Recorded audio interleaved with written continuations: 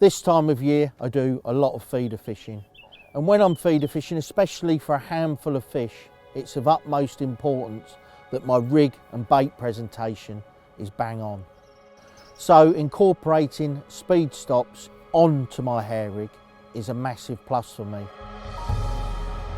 Now, not only can I use this for luncheon meat, sweet corn, soft pellets, etc., but on venues like here at Old Berry Hill, where I'm fishing for silverfish, bream in particular, I can use worms, and I can use them at distance where a lot of people don't use them. If you're using barbless hooks, which you have to on venues like this, you're casting a long way, 60, 70 metres sometimes, and there's a very good chance that that is going to come off. Not only that, it can mask the point of your hook.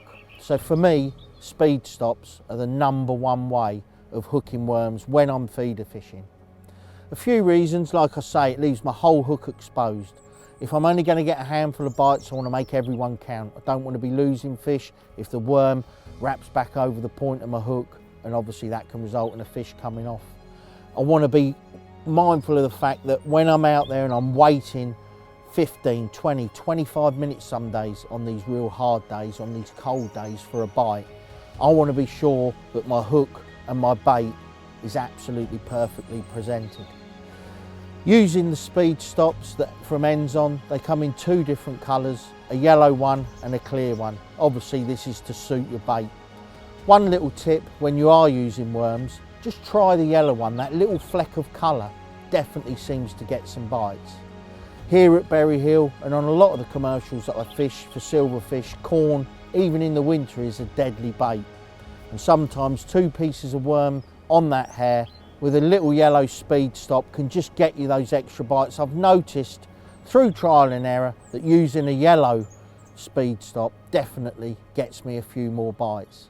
So all in all, for me, it's the #1 way to present worms at distance. It leaves my hook totally exposed. I don't lose any fish. For instance, I can tell you in the last 2 matches here, I've caught, I think, 35 bream and skimmers. I've missed 2 bites and lost 1 fish. So that shows you the confidence that I've got in this rig and the way that it sits on the bottom out there. You don't miss bites and you don't lose fish.